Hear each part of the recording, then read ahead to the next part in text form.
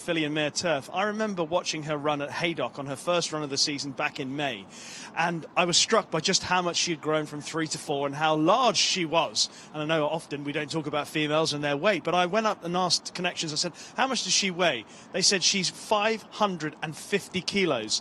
Now, this morning I was chatting to Charlie as well, and I said, what is she weighing at the moment? He said it's still the same, 550 kilos. And what does the average older filly weigh? And he said to me, Cinderella's Dream, for example, who would be considered in terms of size quite average, who also races in the filly and mare turf, stable companion, she weighs around 490 kilos, which is a huge disproportion between what Cinderella's Dream weighs and what Diamond Rain weighs. And she wouldn't be the most obvious horse that I would have considered for a sharp track like Del Mar. Yet Charlie must, you guys are just talking about his strike rate. He knows what he's doing when he brings horses over here, and the fact that she's had that spin where she just got touched off by She Feels Pretty on her most recent start. It seems to me that Charlie Appleby has found something, or he's seen something in Diamond Rain to think that even though she's a big, enormous filly, she can cope with the demands of a tight turning track in North America, because just physically you look at her and you go, no, not for me, thank you. Physically, she is for me. I like them a little thicker like that, Rishi. But thank you for the thank you for the perspective. He's also right behind us. Did you need a coffee, my friend? We've got Tatiana's coffee shop here making fresh lattes. Okay, Rishi, real quick, while we got you here, talk a little bit about Billy Loughnane. He's really made a name for himself as a young rider already, and getting support from Godolphin. I don't know where you've heard the moniker, but they're using something called Billy the Kid to describe him.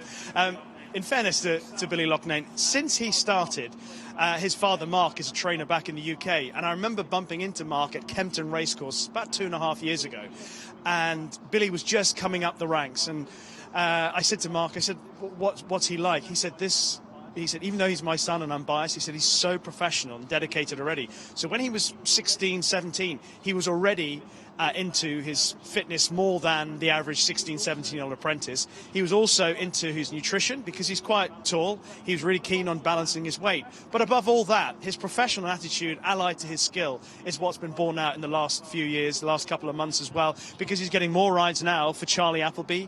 A lot of the top trainers, he's a go-to jockey when they have spare rides.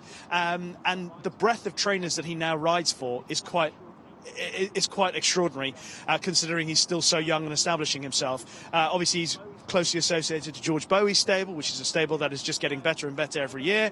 But whenever William Buick can't make it for some rides, he rode Rebels Romancer in a Grade 1. So he is a jockey who we're only going to hear more about in years to come. And when the likes of William Buick and Ryan Moore step aside and leave the centre stage, he's definitely a candidate to be front and centre. On this Diamond Rain, she's a beast. Looks like a specimen. Well, 550 kilos, that's what Mike Joyce likes. For a horse going around this track, I'd want something a little lighter. But the fact that Charlie thinks she can do it is enough for me. Hey, I've got a quarter horse background, so the bigger the better, and the more muscled out.